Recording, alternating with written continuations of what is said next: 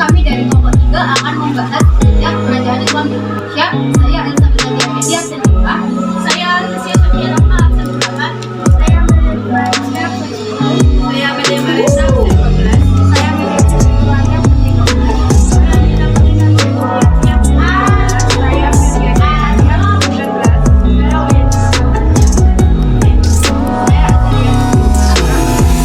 Saya Azadillah Urutuna Jadi absen 20.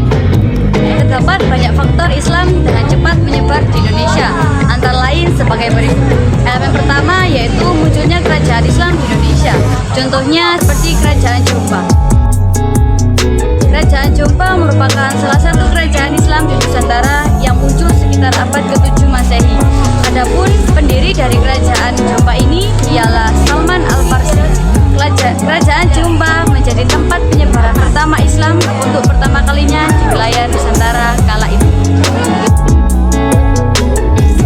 Kerajaan Perlak merupakan kerajaan dari kerajaan Islam Jombang. Kerajaan Perlak berdiri pada pertengahan abad 9 dan berakhir pada abad ke-13. Setelah bergabung dengan kerajaan Samudra Pasai, Sultan Aliyadin Sayyidi Maulana Abdul Aziz merupakan raja pertama kerajaan ini. Perlak merupakan kerajaan yang sudah maju tertib dengan ditemukannya mata uang dunia sendiri. Pada abad ke-13 Masehi, kerajaan Perlak mengalami kemajuan yang besar, terutama dalam bidang pendidikan Islam dan perluasan dakwah Islamiyah. Melalui peran kerajaan Perlak ini, Islam menyebar hingga ke Riau, termasuk gugusan pulau yang kini disebut Pulau Nabaran. Kerajaan Samudra Pasai merupakan kelanjutan dari kerajaan Perlak. Meskipun pada umumnya Samudra Pasai dipandang sebagai kerajaan Islam pertama di Indonesia. Pada tahun 1285, Sultan Malik Al-Saleh mendirikan dan sekaligus menjadi raja pertama di kerajaan ini. Pada masa kerajaan ini, Islam terbuka luas hingga ke Malaka. Setelah Sultan Ahmad Malik Al-Tahir II meninggal, ia digantikan oleh putranya Sultan Zainal Abidin.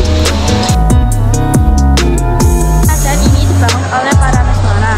Sewaktu terjadi perang bersaudara di Majapahit, para Meswara beserta pengikutnya melarikan diri ke Pulau Masik atau Singapura dan berhasil mendirikan kekuasaan. Namun kekuasaannya tersebut tidak berlangsung lama karena diserang oleh kerajaan Siam atau yang sekarang disebut dengan negara Thailand, sehingga kekuasaannya dipindahkan ke Malaka. Melalui strategi yang jitu, para Meswara berhasil memajukan wilayah kekuasaannya. Namun ada hal yang mengganjal di hatinya, yaitu apabila berjumpa dengan pedagang muslim yang hanya berhubungan dengan sesama muslim. Kemudian para Meswara masuk ke agama Islam dan mengganti namanya menjadi Iskandar Shah. Raja pertama Aceh adalah Ali Muhayyad Shah. Pemerintahannya berpusat di kota Raja. Masa itu Islam berkembang pesat sampai Delhi dan Aru. Beliau wafat pada tahun 1530 dan digantikan oleh putranya yang bernama Sultan Salahuddin. Masa keemasan kerajaan Aceh terjadi pada pemerintahan Iskandar Muda tahun 1607 sampai dengan 1636. Dan Sultan Aceh yang terakhir adalah Ali Alauddin Shah. Raden Patah adalah seorang bupati Majapahit yang menentang kerajaan Majapahit dikarenakan pada saat itu kerajaan Majapahit sudah lemah. Raden Patah mendirikan kerajaan Islam di Demak pada tahun 1478. Raden Patah memiliki tugas untuk menyebarkan Islam di daerah Gagah Wangi, Bintoro. Nah, akhirnya usahanya untuk mendirikan pesantren berhasil dan berhasil menjadikan Demak menjadi pusat kekuasaan Islam pertama di Jawa. Pada tahun 1518, pemerintahan Demak di bawah oleh Adipati Yunus. Namun, pemerintahan tersebut hanya sekitar 3 tahun. Akhirnya digantikan oleh adiknya Pangeran Trengganu. Kerajaan Demak mengalami kehancuran dikarenakan pada saat itu kerajaan Demak terjadi perebutan kekuasaan. Saya akan menjelaskan Kerajaan Mataram. Kerajaan Mataram merupakan perpindahan dari Kerajaan Pajang yang dimana diketuai oleh Sultan Sutawijaya. Pada tahun 1601, Panembahan Senopati wafat, lalu dialihkan ke Raden Mas Jombang. Raden Mas Jombang wafat lalu dialihkan lagi ke putranya yang bernama Raden Mas Sangsang. Nah, dalam kepemimpinannya, Raden Mas Sangsang ini sangat berhasil membawa Kerajaan Mataram ke masa kejayaannya. Bahkan Kerajaan Mataram dapat menguasai hampir seluruh pulau Jawa, bahkan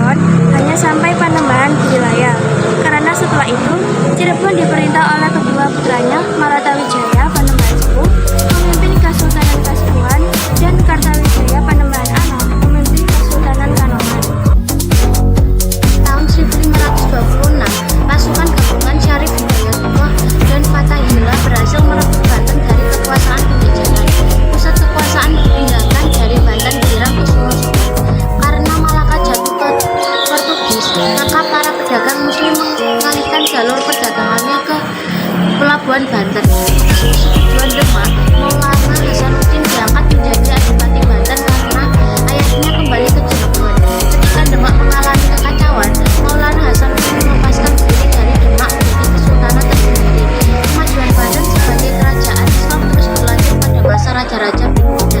Tetapi pada masa Sultan Agung Tirtayasa, kebesaran Banten mengalami kemunduran akibat pula putranya yang bernama Sultan Haji yang bekerja sama dengan Belanda.